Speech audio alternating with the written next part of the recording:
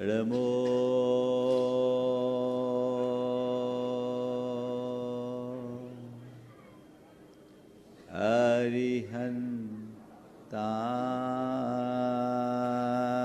अरिहन्ताणम्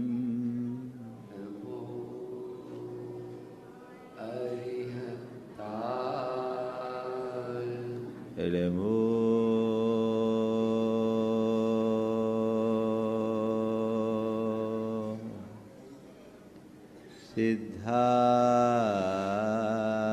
सिद्धायम् नमो नमो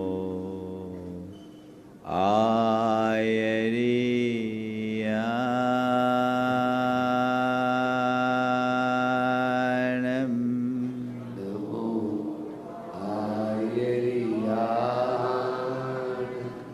नमो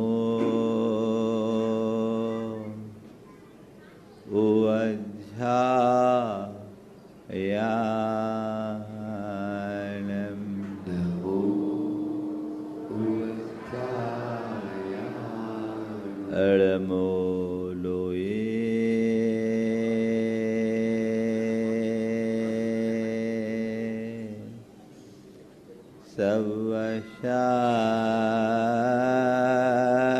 सवशाहुणम् नमो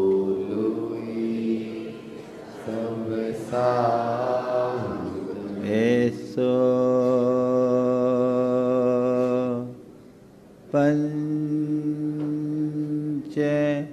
अळमोयारो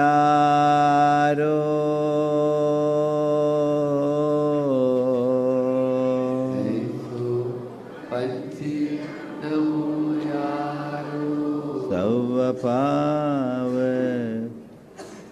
पणाशिनो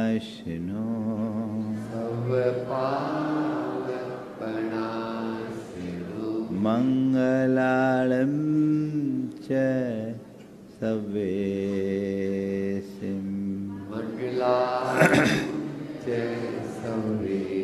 पढ़मं हो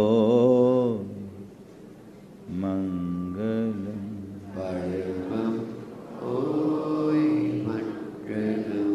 जय बोलो देवादिदेव 1008 श्री भगवान महावीर स्वामी की अहिंसा परमो धर्म की परम पूज आचार्य गुरुवर श्री विद्यासागर जी महाराज की परम पूज्य मुनि श्री 108 प्रमाण सागर जी महाराज की जय। आचार्य संघ की जय। जय जय गुरुदेव, जय जय गुरुदेव, जय जय गुरुदेव। तुम्हारा नाम लेने से मुझे सब जान जाते हैं। तुम्हारा नाम लेने से मुझे सब जान जाते हैं। मैं वो खोई हुई चीज हूँ जिसका कि पता तुम हो। अभी महाराज जी के श्रीमुख से गुरु भक्ति का अद्भुत प्रसंग आप सब लोगों ने सुना। भक्ति एक ऐसी प्रक्रिया है जो हमें हमारे इष्ट से जोड़कर हमारे अंदर एक अद्भुत शक्ति का संचार कर देती है। भक्ति की शक्ति संसार की शक्ति से बिल्कुल अलग है और जो सच्चे अर्थों में भक्ति भाव से युक्त हो जाता है उसके जीवन की दिशा और दशा सब कुछ परिवर्तित हो जाती है।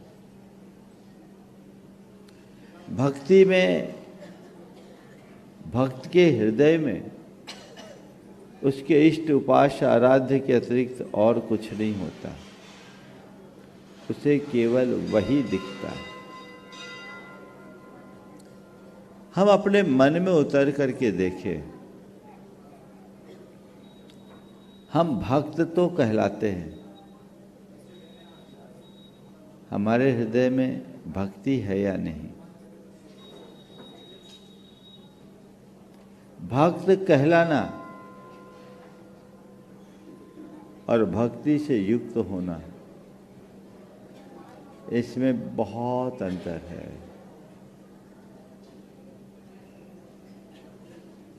आप सब भक्त माने जाते हो, अपने आप को भक्त मानते भी हो, मानते हो कि नहीं? और मैं भी आपको भक्त ही मानता हूँ।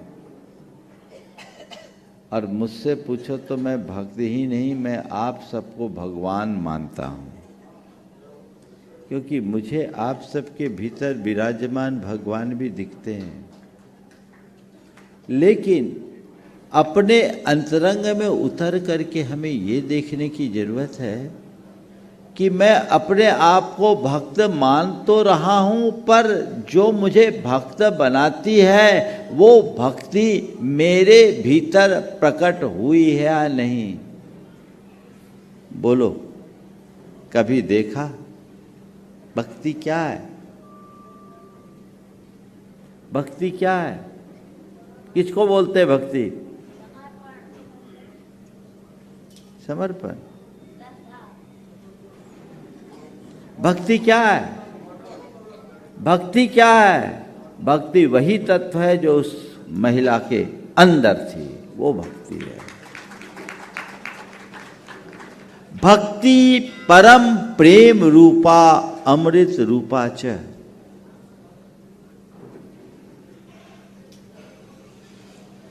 जो परम प्रेम की अभिव्यक्ति है, इसका नाम भक्ति है। मैं बहुत गंभीरता से सुन रहा था महाराज की बात को, अंदर से आनंद भी आ रहा था। वो भक्ति परम प्रेम है, उसे किसने प्रेरित किया? ईमानदारी से बोलो, तुम होते तो क्या करते? ईमानदारी से, अगर तुम होते तो क्या करते? हाँ? अरे कार तो थी नहीं वहां, बस हम बताए क्या करते? वहीं से हाथ जोड़ लेते। बोलो, है ना? है। लेकिन अगर उसकी जगह मैं आपको एक कल्पना बता रहा हूं, कोई व्यक्ति हो, चाहे वो स्त्री हो या पुरुष, ऐसी सिचुएशन में होता और दूर से उसका कोई प्रेमी जा रहा होता तो क्या करता? बोलो, क्या बात हो गई? बोलो, कोई प्रेमी होता तो क्या कर लेता? हाँ, आता ना?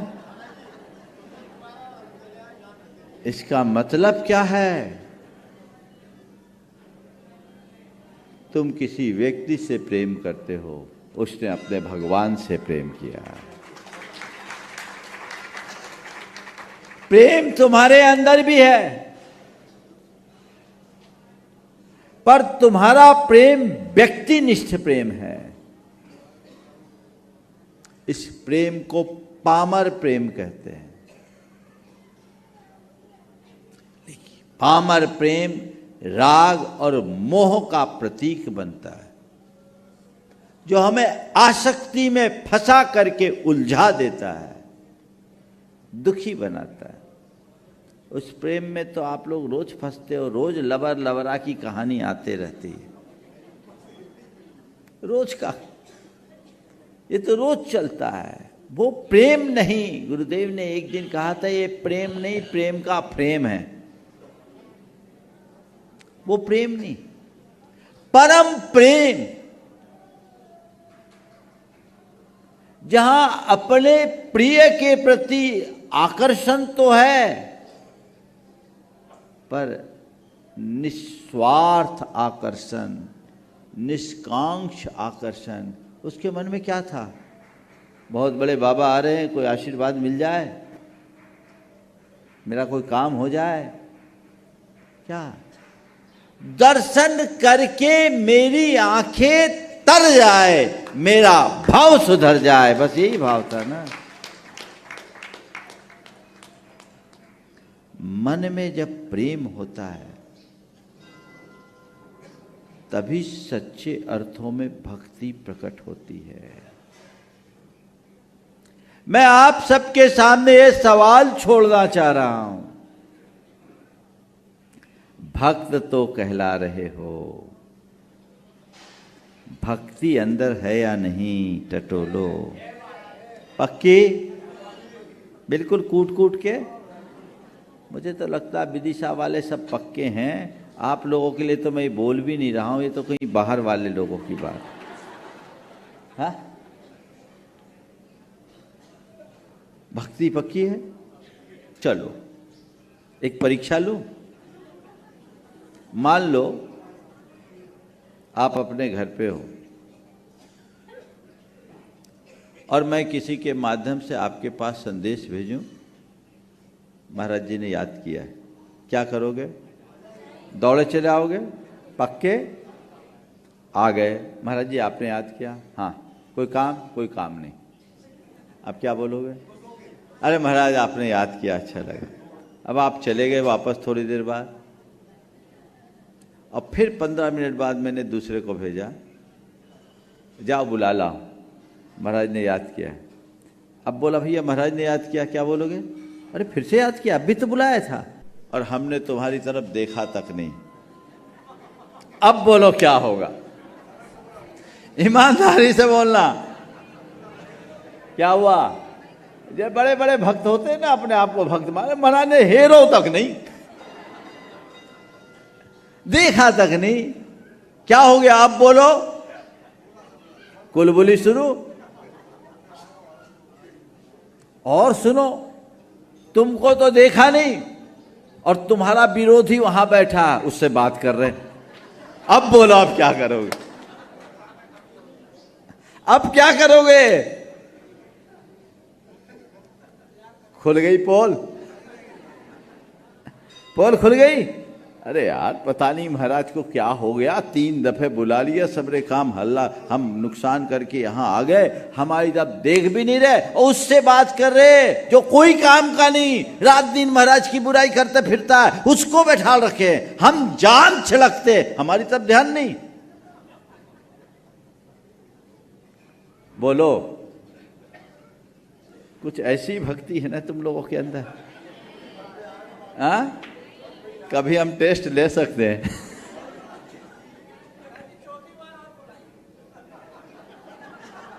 अब चौथी बार तो प्रवचन में यथार्थ में बुला के टेस्ट लेंगे।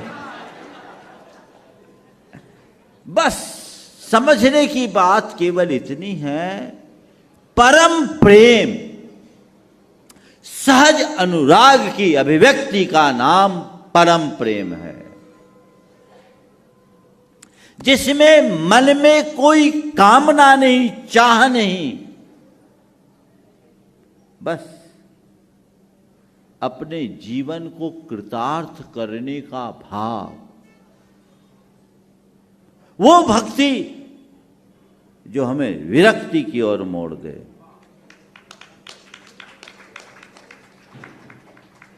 जो हमारी आसक्ति को नष्ट कर दे, वह परम प्रेम स्वरूप है।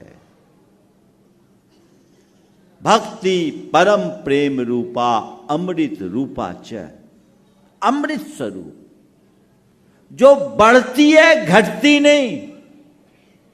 तुम्हारा जो प्रेम है ना, पामर प्रेम, घटता बढ़ता रहता है। सामने वाला तुम्हारे हिसाब से चले तो बढ़ता है और हिसाब खत्म तो खत्म, सबका प्रेम खत्म। मतलब का प्रेम, ये सहज प्रेम नहीं है, ये साकांक्ष प्रेम है। भक्ति में ऐसा नहीं होता। एक बार वह तत्व प्रकट हो गया तो मिटेगा नहीं। एक बार भक्ति की अभिव्यक्ति हो गई, बढ़ेगी, घटेगी नहीं। तो भक्त कहलाना और भक्ति से भरना बहुत अंतर है। वो भक्ति हृदय में जाग गई, पूर्व संचित कर्म पल में नष्ट होते हैं। मैं मानता हूं उस महिला ने अपना उद्धार कर लिया। उसके हृदय में गुरु भक्ति मिली, जगी, और उसकी भक्ति के पुण्य से उस पर गुरु कृपा बरसी। नहीं तो आचार्य महाराज के पैर हर कोई नहीं रोक सकता। महाराज कह रहे थे किसी की नहीं सुनते, महाराज के कहने से नहीं रुके वो, ये तय। वो तो पुण्य था कि महाराज ने निवेदन कर लिया, पर ये आचार्य गुरुदेव की उस पर प्रकट सहज कृपा थी, और ये कृपा भक्ति के परिणाम स्वरूप प्रकट हुई। आप लोग कृपा तो चाहते हो कि नहीं चाहते हो? भक्ति तो प्रगटाओ। बिना भक्ति के कृपा कैसे बरसेगी? तो भक्त कहलाना और भक्ति जगाना, इसमें अंतर है ना। वो जगी, श्रद्धा भाव जितना प्रगाढ़ होता है, भक्ति उतनी प्रकट होती है। श्रद्धा पहले पक्की करो, श्रद्धालु बन जाना, अंदर की श्रद्धा को जगाओ। वो अगाध श्रद्धा होनी चाहिए, अटल श्रद्धा होनी चाहिए। अभी जो महाराज जी ने उल्लेख किया, मैं एक काल्पनिक चित्र देख रहा हूं, कैसा आई होगी? कुछ नहीं देखते, इसी को बोलते प्रेम। तुम लोगों ने फिल्मों में प्रेम बहुत देखा। मजनू लैला के चक्कर में क्या क्या किया। हाँ हाँ, महाराज जी कह रहे हैं कि पूरे कांटों, उसके वस्त्रों में कांटे छुपे हुए थे।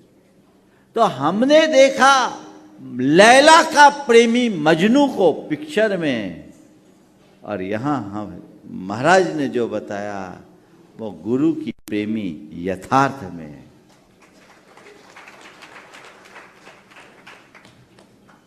वहां कोई देहाकर्षण भी हो सकता है, पर यहां तो केवल एक ही भाव, वो क्या है?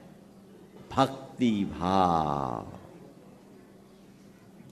प्रेम, गुरु के प्रति ऐसा प्रेम जगा। तुम लोगों की तो ऐसी होती है कि गुरु भक्ति में आए हो, प्रवचन भी सुन रहे हो, 5 मिनट ज्यादा हो जाए तो दुकान की याद आने लगती है ना। तुम लोगों के मन में गुरु से प्रेम नहीं है, ये नहीं कहता,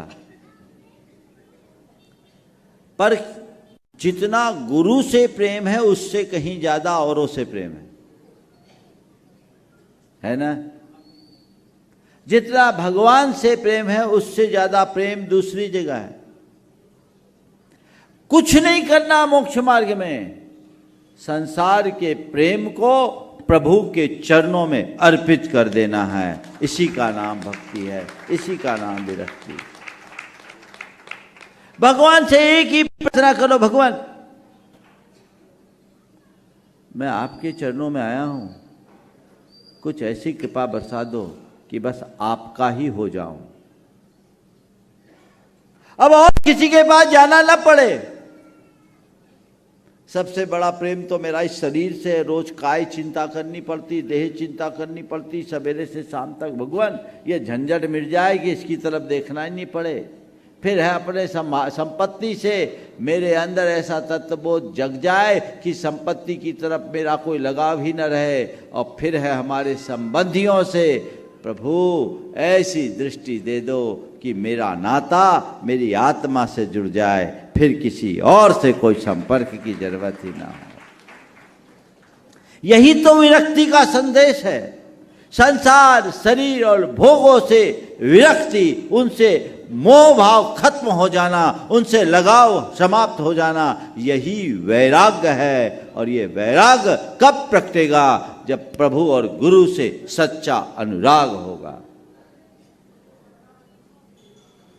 तो भक्ति है, प्रेम है, पर गुरु और प्रभु से नहीं, दुनिया से है। और तुलना करो तो किससे ज्यादा है?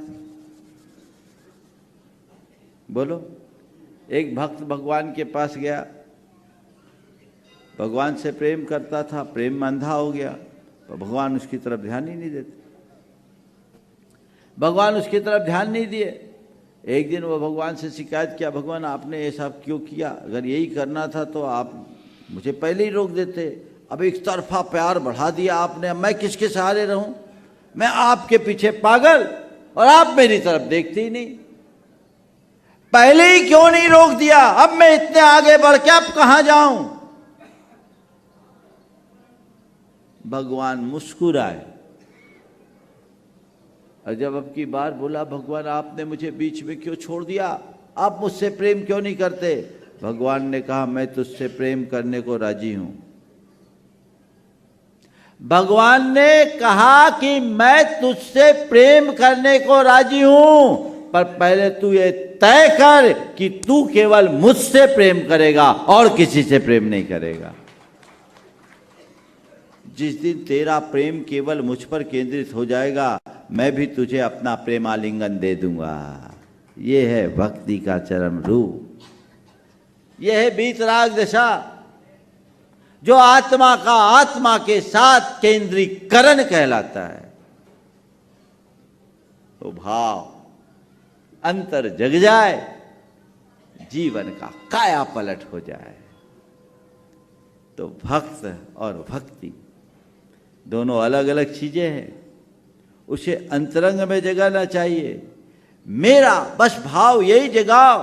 भगवान समझ तो आई, श्रद्धा भी आई, पर मेरे भीतर के मोह, राग और आसक्ति का संस्कार कुछ ऐसा है कि आपके चरणों में आने के बाद भी वो मुझे दूर खींच ले जाता है। प्रभु ऐसी कुछ दृष्टि दे दो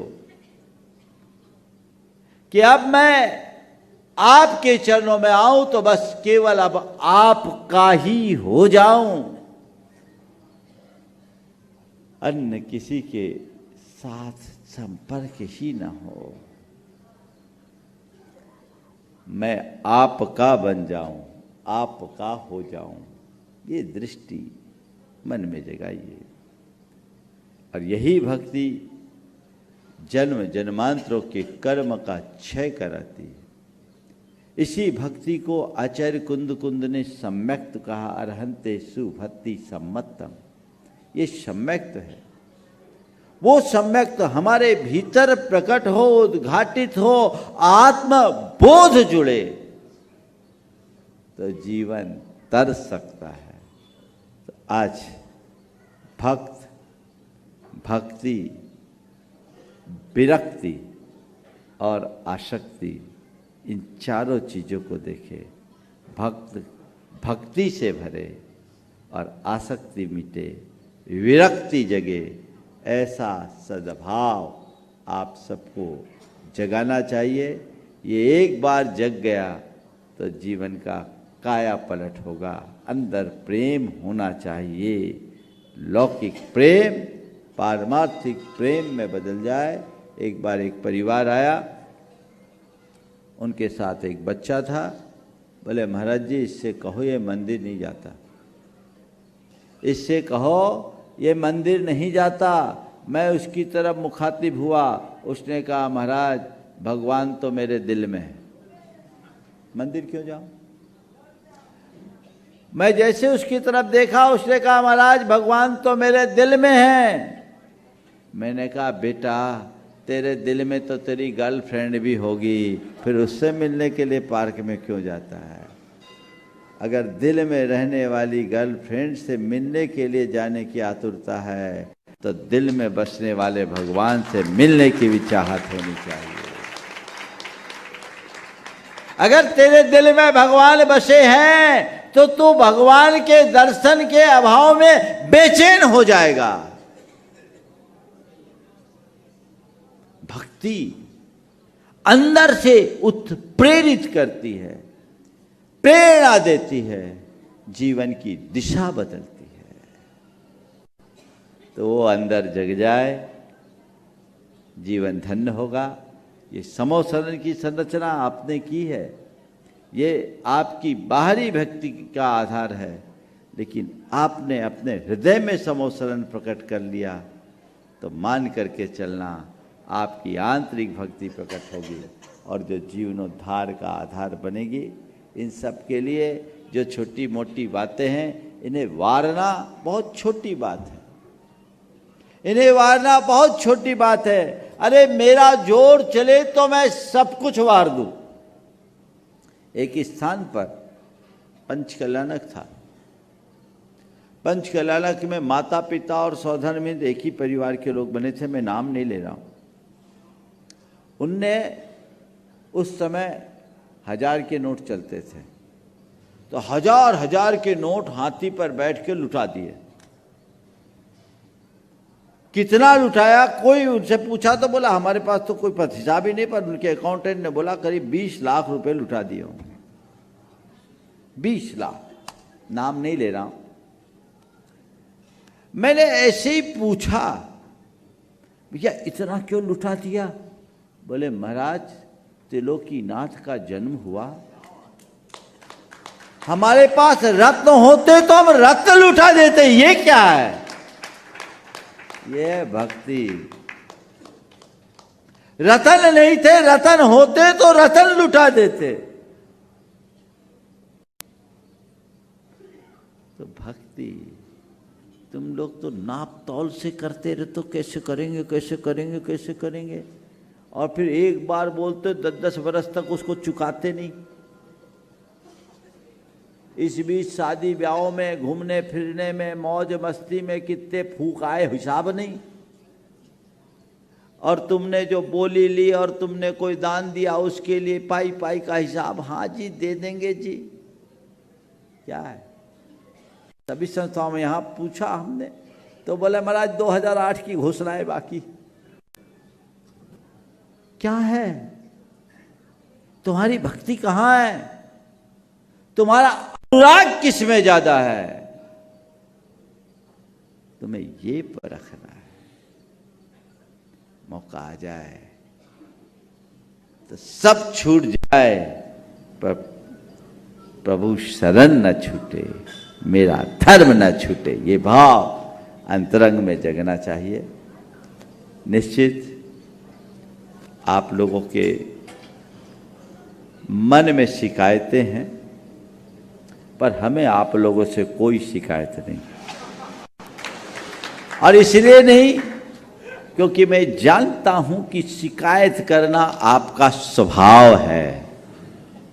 कोई ये नहीं बोलता कि महाराज जी कम से कम आ गए। इस बात का धन्यवाद देना तो तुम लोगों ने सीखा ही नहीं। आए लेकिन रुके नहीं, ये शिकायत है। कितने लोगों को सानिध्य चाहिए बोलो? तय कर लो, जब तक हमारा जी नहीं भरेगा महाराज का साथ नहीं छोड़ेंगे। क्या रहो सानिध्य में, हम थोड़ी भगा रहे। 1995 में जब हमारा भोपाल चातुर्मास था, बिहार की सुगबुगाहट आ गई, बहुत लोग मंदिर में आ गए। एक पत्रकार आया, उसने कहा महाराज जी सुना है आप जा रहे हैं। हमने कहा मैंने भी सुना। क्या ये ठीक सुना है? हमने कहा ठीक मान सकते हो। बोले महाराज जी आप बिहार करोगे, हम सबका दिल दुखेगा। दिल दुखाना तो पाप है, मैंने बिल्कुल दिल दुखाना पाप है, हमें किसी का दिल नहीं दुखाना चाहिए। तो महाराज आप छोड़ के जा रहे हो? बोला बिल्कुल नहीं, मैं जब बिहार करूंगा आप मुझे छोड़ के जाओगे, और जो छोड़ के जाएगा वो दिल दुखाने का आप करेगा, छोड़ के मत जाना। तुम छोड़ के जाओगे, हम थोड़ी छोड़ के जाएंगे। सानिध्य चाहिए, रहो ना सानिध्य में। अभी 10-15 मिनट बाद पेट में चूहे कूदने शुरू हो जाएंगे। सानिध्य, भगवान ये सब चीजें छूट जाए, है ना। महाराज जी ने भी एक बात कही कि स्टेशन में छोड़ करके जाना है। अरे भैया रिजर्वेशन इनका पहले से, तो हम क्या करें, इनकी टिकट ही वहां तक की है, तो कम से कम स्टेशन तक तो साथ चले भाई। सबका अपना अपना पड़ाव है, और जब जिसकी बारी आती ना कोई रुकता नहीं, कह भी दे तो भैया हमारी तो यहीं तक की यात्रा है, समझ गए। बाहर की यात्रा तो फिर भी हम बुद्धिपूर्वक सेटल कर सकते हैं, भीतर की यात्रा अनसेटल्ड है। जहाँ विराम लगना है वहीं विराम, फिर मिलेंगे। क्या? फिर मिलेंगे। कब क्या है कोई पता नहीं। और हमने इसलिए भी ऐसा कहा कि नहीं तो आप लोगों की शिकायतें और बढ़ जाती, खुद तो गए सो गए, इनको भी और ले गए। लेकिन अभी एक गुंजाइश है, जो दूसरी, महाराज को यहाँ छोड़ के जा रहे हैं, हम लौट के ना आने की कसम तो नहीं खा रहे ना।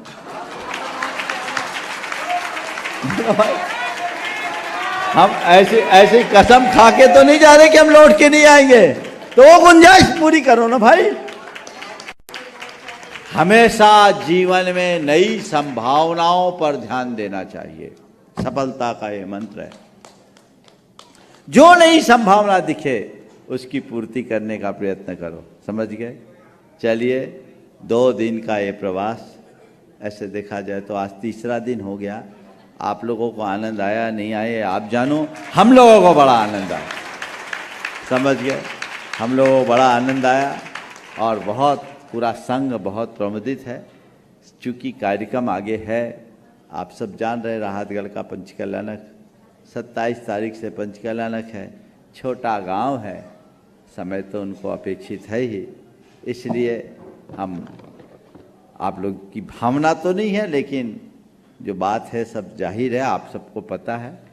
आगे भावना रखिए, हमेशा आप सब ध्यान रखेंगे। आज का शंका समाधान, हम लोग यहाँ से रास्ते में मंदिरों के जिनालय के दर्शन करते हुए धर्मनाथ जिनालय में 3 बजे पहुँचेंगे, और 3 बजे से वहाँ शंका समाधान और आज का रात्रि विश्राम ओलंपियस स्कूल के पास किया है। कहाँ किया है सुनील? उसके पीछे सुनील बताएंगे। बस ठीक है, प्रवक्ता है मुनि संघ के असली, इन तक बात पहुंचा दो। सही देख के उनने स्थान बताया, और कल प्रातः काल का स्थान हिरण्य में। तो ये पूरे के पूरे कल के कार्यक्रम है।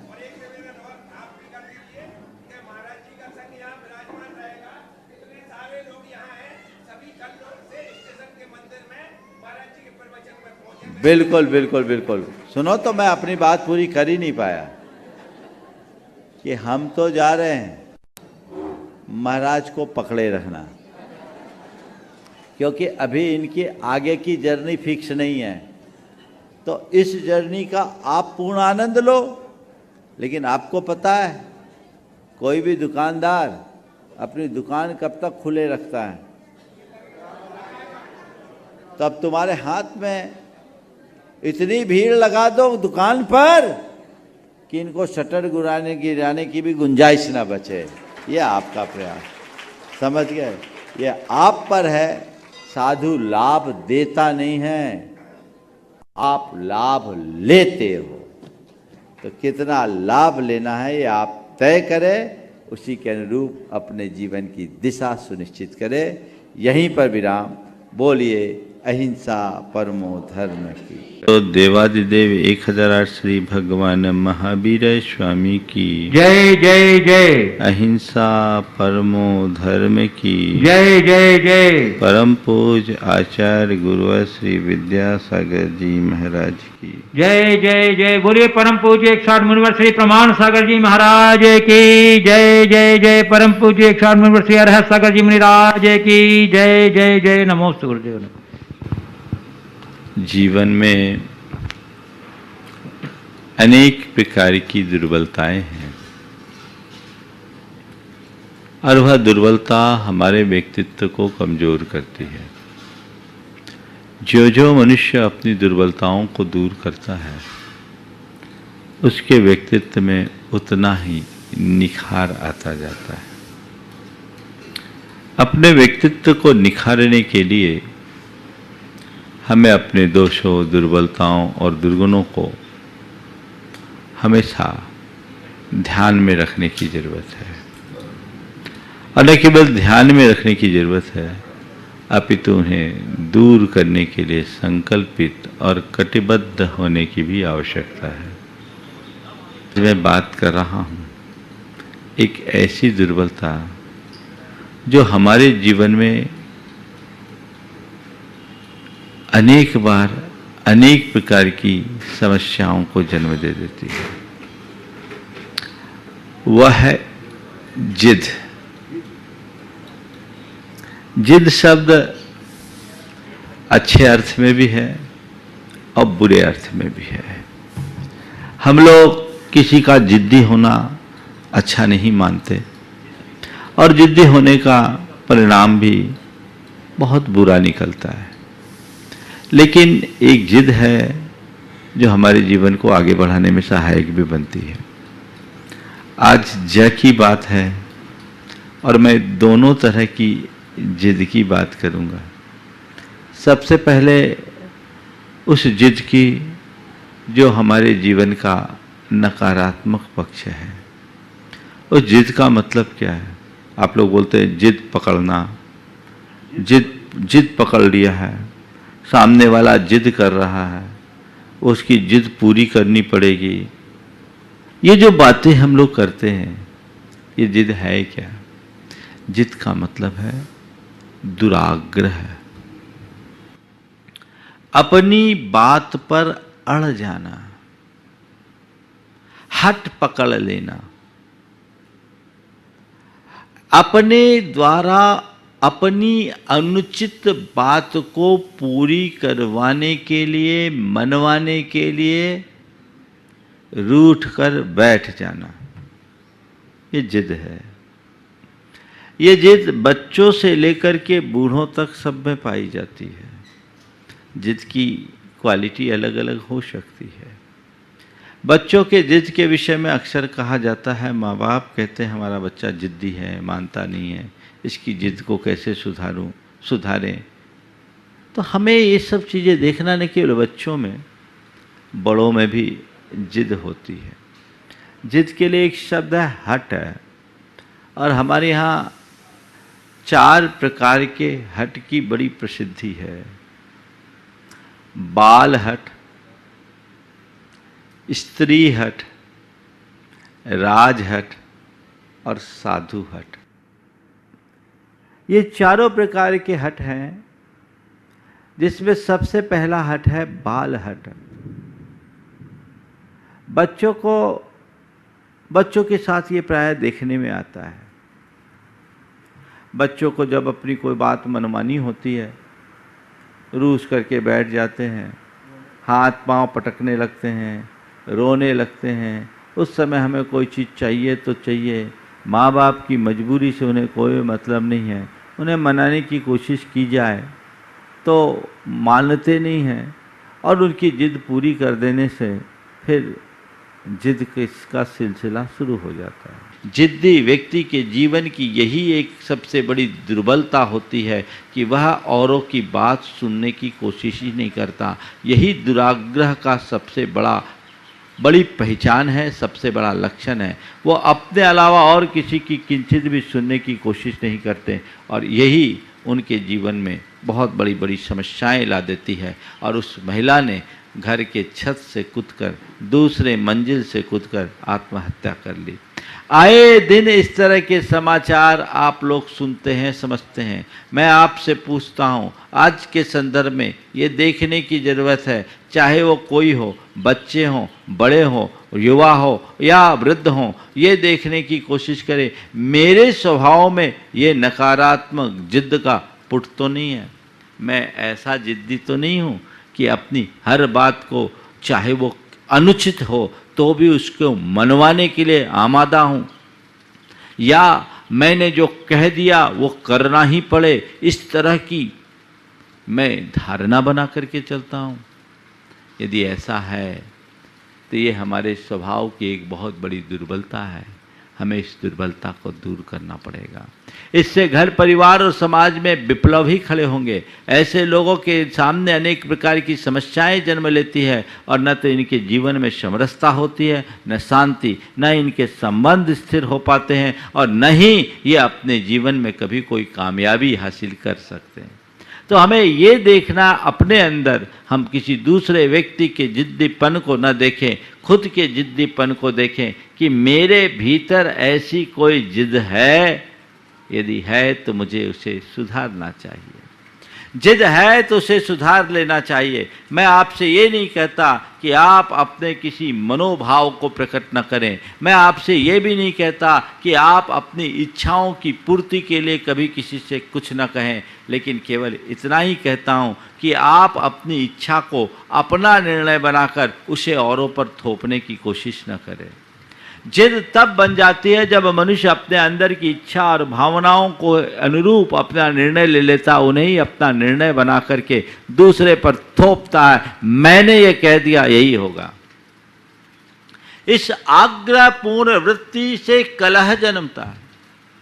कई लोगों के बीच आपस में झगड़ा केवल इसी बात को लेकर होता है कि लोग एक दूसरे के साथ जिद पर अड़ जाते हैं, तुल जाते हैं। एक युवक का कि मैंने सगाई हो गई, बाद में उसकी सगाई टूट गई। आप सुनकर के हंसेंगे कि सगाई क्यों टूटी। तो सगाई टूटने की वजह ये थी कि लड़की वाले ये चाह रहे थे कि लड़का एक बार विदेश घुमाए लड़की के साथ। शादी के पहले लड़का वाले बड़े संस्कारित थे और मूलभूत भारतीय रीति रिवाजों पर विश्वास करने वाले थे। उनने कह दिया जब तक हम फेरे नहीं पड़ जाए हम अपने लड़के को किसी लड़की के साथ बाहर जाने की इजाज़त नहीं देंगे। वो लोग बार बार कह रहे थे कि नहीं आपको चलना पड़ेगा, हमने प्रोग्राम बना लिया है, हमारी बेटी के साथ लड़का घूमने जाएगा। इन्होंने कहा नहीं नहीं हम ऐसा नहीं कर सकते, शादी के बाद आप जब कहो, जहाँ कहो, जैसा कहो हम उसको पूर्ण करने के लिए तत्पर हैं, लेकिन अभी हम ऐसा करने में समर्थ नहीं हैं। लेकिन उनने तो जिद पकड़ ली थी कि चलना ही पड़ेगा, ये उनका आग्रह था। जब इन्होंने इनकार कर दिया तो कहा ये लोग बड़े दकियानूसी हैं, ऐसे लड़के से हम अपनी लड़की की शादी नहीं करेंगे, और शादी तोड़ दी। हमने कहा अच्छा हुआ सगाई टूटी, अगर सगाई होती तो जिंदगी भर गुलामी करनी पड़ती। बड़ी मुश्किल है। प्रायः जो जिद्दी होते वो गुस्सैल और झगड़ालू भी होते हैं। तो जिद्दी और झगड़ालू प्रवृत्ति के लोग हमेशा अपनी बात थोपने की पर आमादा होते हैं। मेरी बात पूरी होनी चाहिए, जो मैंने कहा वही होना चाहिए, जो कह दिया सो कह दिया, उचित अनुचित का कोई विचार नहीं, जो मैं हूं वही सही। यह आग्रही व्यक्ति की बात है। मैं जहां खड़ा हूं वही दुनिया का केंद्र बिंदु है। नहीं है भरोसा तो नाप के देख लो। अब उसका क्या होगा। बड़ी बुरी हालत होती जिद्दी आदमी की। एक ने कह दिया कोई 35 और 35 70 कह दे तो मैं उसे अपनी भैंस दे दूंगा। 35 और 35 70 कह दे तो मैं उसे भैंस दे दूंगा। पत्नी घबराई, ऐसा मत करो, 35 और 35 70 होता है, कोई भी कह देगा तुम भैंस दे दोगे तो बाल बच्चे क्या खाएंगे। उसने कहा पगली, कोई कितना ही कहे मैं मानूंगा तब तो। जिद्दी आदमी किसी की सुनता नहीं, किसी की मानता नहीं, कोशिश नहीं करता, और कई बार ऐसे भयानक परिणाम हो जाते हैं। एक युवक की शादी गांव के लड़की से हुई। शादी के थोड़े दिन बाद लड़की की विदाई हुई, वापस अपने मायके गई और युवक को अपनी पत्नी का बिछोह सहा नहीं गया।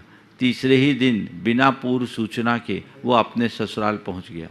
ससुराल में अचानक अपने जमाई को आया देख उसकी सास घबराई और बुलाई और कहा, अचानक आपका ऐसा आना कैसे हुआ? बोले, बस मैं यहाँ आया हूँ, अपनी पत्नी के बिना रह नहीं सकता। मैं आज आया हूँ, कल अपनी पत्नी को लेकर के जाऊँगा, कल तुम्हें अपनी बेटी को विदा करना है। अरे कुंवर साहब, आए हो तो कम से कम खबर देते, आज आए हो कल ले जाओगे, ऐसा कुछ होता है क्या? अभी तो आपके ससुर जी भी यहाँ नहीं हैं, बाहर गए हुए, उनको आने दो 2-4 दिन। अब रुको, अब आ गए हो ससुराल तो। मैं तुम्हारी इन सब दकियानुसी बातों पर किंचित भी भरोसा नहीं करता, विश्वास नहीं करता।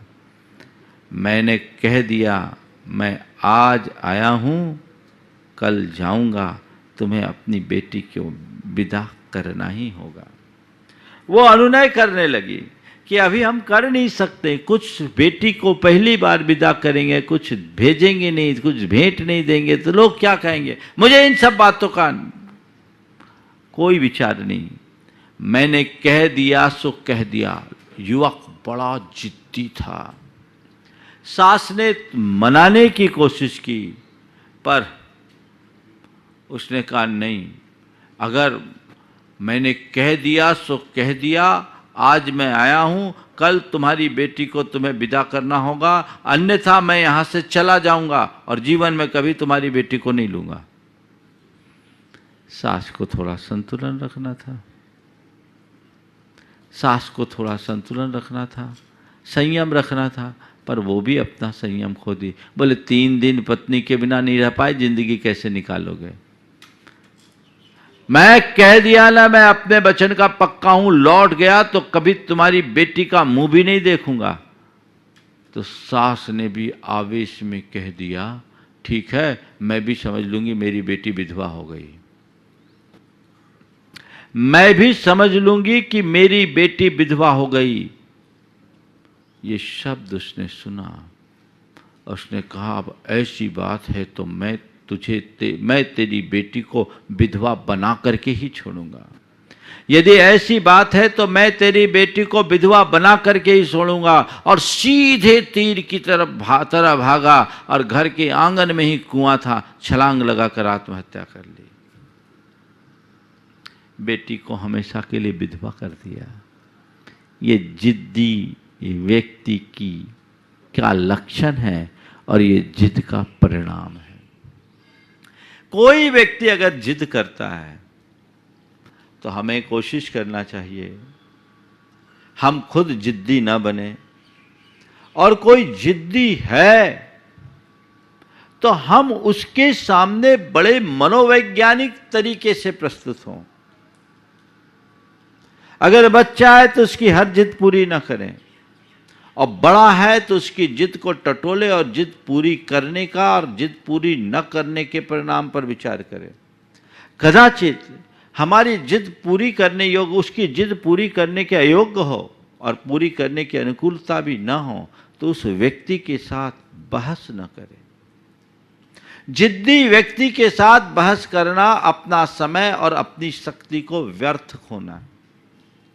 उससे बिल्कुल बहस न करें, उसे उसके हाल पर छोड़ दें, बात को टालने की कोशिश करें, हंस कर के टालें और उसे थोड़े समय के लिए टाल दें और उचित अवसर आने पर उसे समझाने की कोशिश करें, शायद मान जाए, नहीं तो उसको उस पर ही छोड़ दें। स्थितियां बन जाती, तो ये स्थितियां ठीक नहीं हैं। ऐसे जिद्दी स्वभाव से अपने आप को बाहर निकालना चाहिए। उसके संदर्भ में भी कुछ बात मैं आप सबसे कहूँगा कि ऐसी जिद से बचो। कई बार लोग अपनी जिद करते हैं और वो जिद बहुत भयानक हो जाती है। कई बार बच्चे भी जिद्दी होते हैं। वयस्क होने के बाद माँ बाप के अनुभवों को अनदेखा करके, माँ बाप की हिदायतों की अनदेखी करके, माँ बाप के सुझावों को अनदेखी करके अपने तरीके से काम करने के लिए वो निर्णय ले लेते हैं, उसकी जिद पकड़ लेते हैं। मुझे यही बिजनेस करना है, मुझे ऐसा ही करना है, मुझे यहाँ शादी करना है, मुझे ये करना है और वो करना है। और कई बार वे अपने जिद में लिए गए असंगत निर्णय के शिकार हो जाते हैं और जीवन भर उन्हें पछताना पड़ता है। तो जिद ये ठीक नहीं। अनुचित बात मनवाने की प्रवृत्ति अनुचित कार्य करने की प्रवृत्ति दोनों एक प्रकार की नकारात्मक जिद है। ना मुझे अनुचित बात मनवाने के लिए अड़ना है और न ही अनुचित कार्य करने के लिए आमादा होना है। ये दोनों नकारात्मक जिद है और इसके परिणाम भयानक होते हैं, कभी अच्छे परिणाम नहीं निकलते। अब थोड़े सकारात्मक जिद की भी चर्चा कर लो। सकारात्मक जिद क्या है? अपने लक्ष्य के प्रति समर्पित होकर उसे पूर्ण करने की धुन या लगन उत्पन्न करना, ये सकारात्मक जिद है। जितने भी लोगों ने महानता को छुआ है वो एक जिद के बल पर ही हुआ है। आज हम साधु बने हैं तो अपने जिद के बल पर है, और ये जिद जीवन में स्थिरता और दृढ़ता लाती है। ये जिद सकारात्मक जिद है। यदि हमारे अंदर ऐसी जिद ना हो तो हम अपने मार्ग में नहीं टिक सकते। आप लोगों के जीवन में भी ऐसे बहुत सारे लोग हैं जिनने जो ठान लिया और कर दिखाया। उनके अंदर साहस होता है, उनके अंदर संकल्प होता है। ये एक प्रकार की इच्छा शक्ति का रूप है। लेकिन इसमें किसी भी प्रकार का क्षोभ, क्रोध, चिड़चिड़ापन ये नहीं होना चाहिए, गुस्सा नहीं होना चाहिए। जिस जिद में क्षोभ है, क्रोध है, चिड़चिड़ाहट है, वो जिद नकारात्मक है। और जो जिद तुम्हें तुम्हारे मार्ग में चलने के लिए उत्साहित करे, वो जिद सकारात्मक है। जिद करना यानी ठान लेना, मुझे जो करना है सो करना है, पर करने से पहले विचार कर लेना। विवेकपूर्ण जिद होनी चाहिए। गलत बातों की पूर्ति के लिए तो लोग 100 प्रयास करते हैं, लेकिन अच्छे कार्यों को करने का संकल्प बहुत कम लोग करते हैं। वो अपनी योग्यता को देखते हुए करना और लगन निष्ठा के साथ उसमें समर्पित हो जाना, ये एक प्रकार की जिद है जो हमारे जीवन की उन्नति का आधार है। ऐसे व्यक्ति के मन में किसी प्रकार की दुविधा नहीं रहती और ऐसे लोगों के अंदर अतिरिक्त ऊर्जा आती है उनके संकल्प शक्ति के परिणाम स्वरूप। उचित अनुचित का विवेक रखते हुए जो औचित्यपूर्ण दृष्टि के साथ अपने जिद में जीते हैं, वे ही जीवन में सफल होते हैं। चाहे लौकिक हो या लोकोत्तर, दोनों क्षेत्र में ऐसी जिद जरूरी है। रंग जाओ अपने रंग में, मुझे जो करना है सो करना ही है। जो मेरे लक्ष्य के लिए है उस लक्ष्य में आगे बढ़ जाओ, तब आगे बढ़ पाओगे। और जिन लोगों के मन में इस तरह का कोई लक्ष्य नहीं होता, उस लक्ष्य की पूर्ति करने का जज्बा नहीं होता, वे जीवन में सफल नहीं होते। दूसरी बात, अपने मार्ग में दृढ़ रहना, यह भी एक जिद है। उसमें कोई कॉम्प्रोमाइज नहीं करना, उसमें कोई समझौता नहीं करना। जो मुझे करना है वो मेरे मार्ग के अनुकूल है, वो मुझे करना ही है, ऐसी दृष्टि और धारणा बना करके चलना। कई बार लोगों को तात्कालिक रूप से वो अच्छी नहीं लगती, लेकिन उसका परिणाम बहुत अच्छा निकलता है। मैं आपको अपनी एक बात सुनाता हूँ। जब मैं कोलकाता में था, पहली बार जब कोलकाता गया 2005 में, तो उस समय कुछ परिस्थितियाँ ऐसी थी कि दिगंबर साधुओं का निर्बाध विचरण कोलकाता शहर में नहीं हो पाता था। रास्ते में भी लोगों के मन में बड़ा डर था, पर गुरुदेव का आशीर्वाद था। हम बड़े आराम से यहाँ से निकले और हजारीबाग से कोलकाता गए थे। वहाँ एक पंचकल्याणक था, तो पहले तो हम सीधे बेलगछिया गए और बेलगछिया से सॉल्ट लेक स्टेडियम में एक पंचकल्याणक था, वहाँ के लिए जाने लगे। जब मैं बेलगछिया से निकला तो लोगों ने मुझे घेर लिया। मैं वहीं खड़े हो गया। मुझे पता तो था कि मामला गड़बड़ है। मैं अपने स्थान पर खड़ा हो गया और कहा कि भाई मेरे आगे केवल झंडा वाला चलेगा, बाकी सब पीछे चलेंगे तो मैं चलूँगा, नहीं तो मैं यहीं खड़ा। लोग शक पकाए, लेकिन उनका कुछ जोर नहीं चला, वो चले। मैं सॉल्ट लेक स्टेडियम तक गया। वहाँ 5 दिन तक उसी परिसर में पंचकल्याणक बहुत भव्यता से संपन्न हुआ। काकुरगाछी का पंचकल्याणक था। उसके बाद कार्यक्रम संपन्न करने के बाद जुलूस के साथ हम काकुरगाछी तक भगवान के साथ आए और उसी जुलूस के साथ एक छोटे रूप में हम बेलगछिया आ गए। कैंपस के अंदर थे, लोगों को शांति रही। हम बेलगछिया कैंपस में ही चर्या करते रहे। अब वहाँ एक दिन पार्श्वनाथ भगवान का जन्म कल्याणक था, उसका हमेशा जुलूस निकलता था। उस जुलूस में मैं शामिल हुआ। मैं थोड़ा आगे बढ़ा, पुलिस वाले ने मुझे रोक लिया। बोले आप नहीं जा सकते। बोले क्यों नहीं जा सकते, हम साधु हैं, हम जा सकते हैं। नहीं जा सकते। बोले अरेस्ट कर लो। नहीं जा सकते, अरेस्ट कर लो, मैं तैयार हूं। मुझे रास्ता खोलना था, मैंने ठान लिया था। जुलूस गया थोड़ी दूर तक, वापस आया। मैंने लोगों से कहा अब हमें सार्वजनिक कार्यक्रम करना है, अब बेलगछिया के परिसर से बाहर निकलना है। तुरंत कार्यकर्ताओं ने तत्परता दिखाई। वहाँ के पुलिस आयुक्त से बात की और देश बंधु पार्क में प्रवचन हुआ। पहली बार दिगंबर मुनि का सार्वजनिक प्रवचन, और लगभग 2-3 हजार लोगों की उपस्थिति, ज़्यादा ही होगी। हम बोले देखो तुम्हें दीवार के इस पार का दिख रहा है, मुझे दीवार के उस पार का भी दिखता है। जो मैं कह रहा हूं वो करो। एक टी बनाओ, यहां से मंदिर से 200 मीटर इधर और 200 मीटर इधर। और उस समय दिगंबर साधु की चर्या का हिंदी, बंगला और अंग्रेजी में एक परिपत्र भी छपा हुआ था, फोल्डर। हम बोले ये बांटो, जिस जगह जाना है बांटो, देखो क्या होता है। और उसके बाद भी उन्होंने ढील किया। तो एक दिन मैंने संकल्प ले लिया, बाहर आहार होगा तो लूंगा, नहीं तो नहीं लूंगा। मैं गया, चर्या के लिए निकला, मंदिर तो जाता ही था, मंदिर से लौटा, कुछ नहीं, हमारा उपवास हो गया। और लोग घबराए, लोगों ने कहना शुरू कर दिया महाराज जिद्दी हैं। हमने कहा जिद्दी हैं, सही जिद्दी हैं, पर रद्दी नहीं है। कहने दो, आज ये जो जिद्दी कह रहे हैं कल यही गुण गाएंगे। मैं अपने आप पर दृढ़ रहा। हमारे साथ एक शुल्लक जी थे, उन लोगों ने दूसरे दिन थोड़ी सी एक सामने वाली बिल्डिंग में बस रोड क्रॉस करके वहाँ चौकी की व्यवस्था की। हमने कहा चलो ठीक है, आज वहीं आहार करेंगे, अंदर नहीं करेंगे।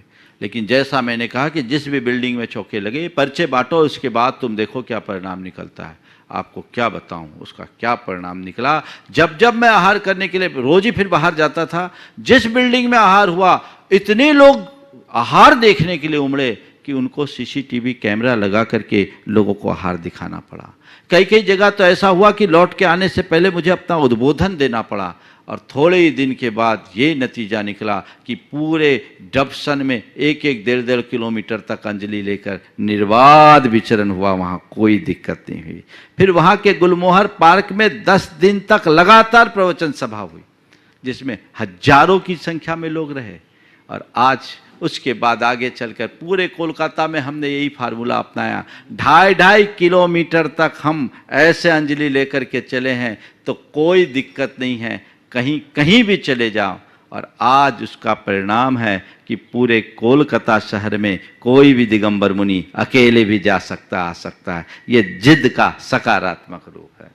यदि मैंने समझौता कर लिया होता, उन लोगों की बात मान ली होती, सोच लिया होता ये लोग मुझे जिद्दी कह रहे, अच्छी बात नहीं है, चलो ठीक नहीं है, जिद्दीपन अच्छा नहीं होता, तो शायद आज भी वहाँ की दशा वही बनी रहती जो कभी बनी कि मुनियों को भी आड़ में जाना पड़ा। रास्ता पकड़ करके चलना अच्छा होता है। तो जिद्दी को सकारात्मक दिशा में लेकर के चलोगे तो आगे बढ़ोगे। हम ऐसे ही चलना चाहिए। साधु का हट केवल यही होता है, वो अपने मार्ग में दृढ़ रहता, उसमें समझौता कभी नहीं करता, क्योंकि वो सत्य मार्ग पर चलता है और सत्य मार्ग से ही जीवन की सिद्धि होती है। इसलिए जिद्दी को छोड़ें, जिंदा दिली अपनाएं और सिद्धि का रास्ता प्रशस्त करें। इस भाव के साथ समय आप सबका हो गया। यहीं पर विराम। बोलिए परम पूज्य आचार्य गुरुवर श्री विद्यासागर जी।